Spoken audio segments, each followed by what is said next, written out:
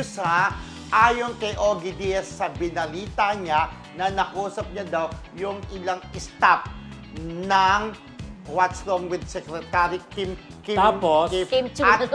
At ang sabi daw, parang nag-I love you na raw si Paulo kay Kim. Ay, may ganyan. Nag-I love you Yes, na. may ganun na raw. Ay, Kim Pao.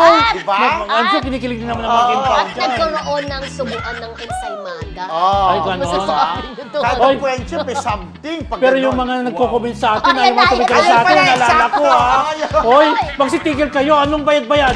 Diyos ko, si Paolo magbabayad. Correct. Diyos Gawin ko, mo. tigil-tigilan nyo Parang kami hindi ha. yata nila nagustuhan yung Oo. pagko-comment at Pagko-comment. compare natin kung sino ang mas gwapo. Oo. Di ba si Paolo o si ano? Pero nakakaloka yung malaki yan. Park Seo-joon. Sabi, di ba, naging issue natin yung mas gwapo si Paolo Abilino kaysa kay Park Seo-joon, di ba? Oo, correct. Tapos sinasabi, malaki raw ang bayad ni Paolo sa atin kaysa sinasabi natin. Diyos ko, kahit na si Kim Chiu, sinasabi, mas gwapo si Park Oh, Seo-joon. kasi po bumase lang din kami sa sinabi ni Kim, di ba? At Hindi, yun yung naman pagkita, po, nakikita rin naman Hindi. natin. Base Oo, rin naman, doon sabi nga, beauty is in the eyes of the beholder. beholder. Kung sa Oo. tingin po namin mas gwapo, sa paningin namin, si Paulo. So, sana, irespeto nyo na Walang lang mali po. sa opinyon. Wala pong bayad sa amin si Paulo. Oo, Diba? kakaloka ha.